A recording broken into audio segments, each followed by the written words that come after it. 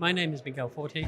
I'm currently the CEO of KG Therapeutics, a company developing stem cell engineered cells for a therapeutic purpose. But I'm also president of the International Society of Cell and Gene Therapy and member of the board and the executive committee of the Alliance for Regenerative Medicine. On all those capacities, I'm here, but primarily to be part of this ARM event, critical in the industry today. We're developing fantastic products that bring value to patients, potentially cures. We've seen evolution on the science, we've seen evolution on the regulatory science. We're now at the stage where these products need to be commercialized, and we're not seeing the adoption, we're not seeing the use of this product as much as we should see. The unmet medical need is there, the opportunity is there, the two does not seem to be matched. Access is one of the key issues today in cell and gene therapy, and it's a multifactorial aspect. There's multiple things that go into enabling an access. You immediately think about the cost and the reimbursement. Yes, that's the financial element of access, but for a product to reach a patient, you need to produce it, you need to distribute it, and you need to have technical expertise to administer it. You need to have setups, hospitals, and trained people that are able to administer it. When you launch a product, and I've launched products in the past, you really need to cater for all of those elements so that the adoption is optimized.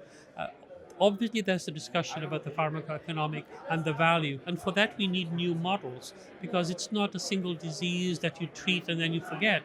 You cure a disease, you avoid a lot of costs, so you really need to have a different equation for that discussion. We need new models, like we did the science, like we evolved the regulators. We need now to evolve the access element, and with that, the models and the payers to enable the access for these products to patients. In my role as president of ISCT, and when I came to apply and then eventually be elected, I had this vision about the global impact. In fact, the global presence for local impact, that's my mantra. Be globally present, but then have a local impact.